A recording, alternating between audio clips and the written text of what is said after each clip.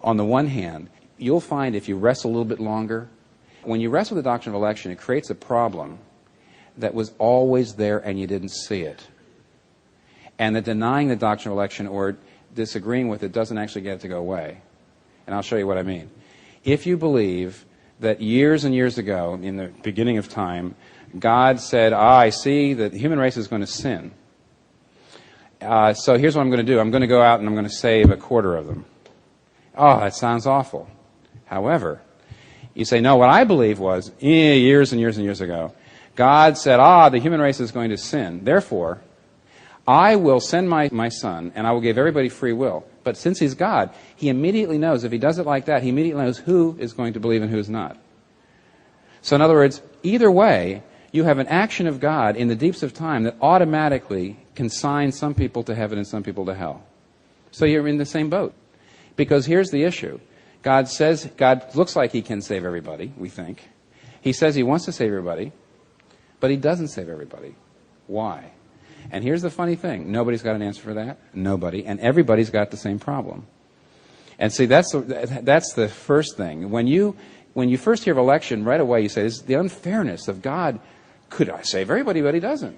But see, now how do you get out of that, even if you don't believe in predestination? Someone says, well, I believe God would never violate my free will. Why not?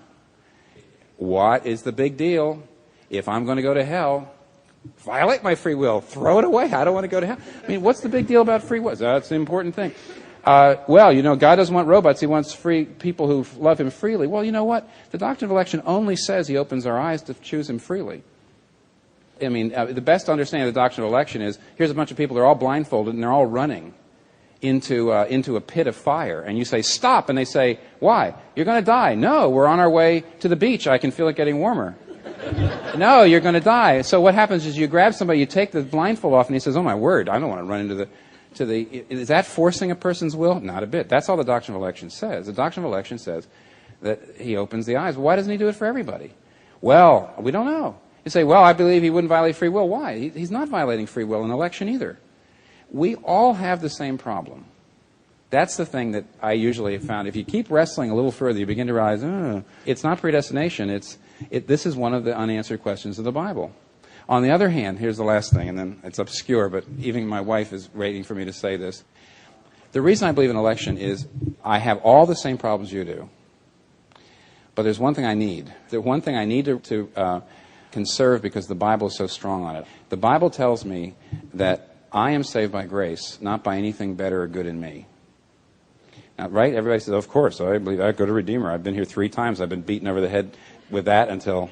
Predestination has all kinds of other problems, but the one thing it's true to is my own experience that that my friends, my relatives, the people I know who are not Christians and I just know it has nothing to do with me being smarter or better at all.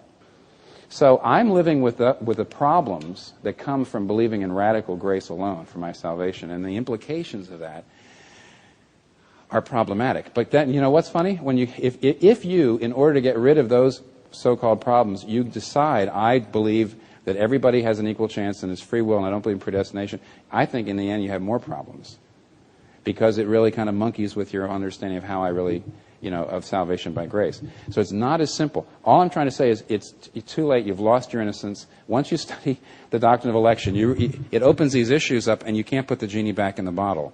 It makes you think about the implications of things. And I would say, hold on to grace and let the chips fall where they may everywhere else. It'll be all right.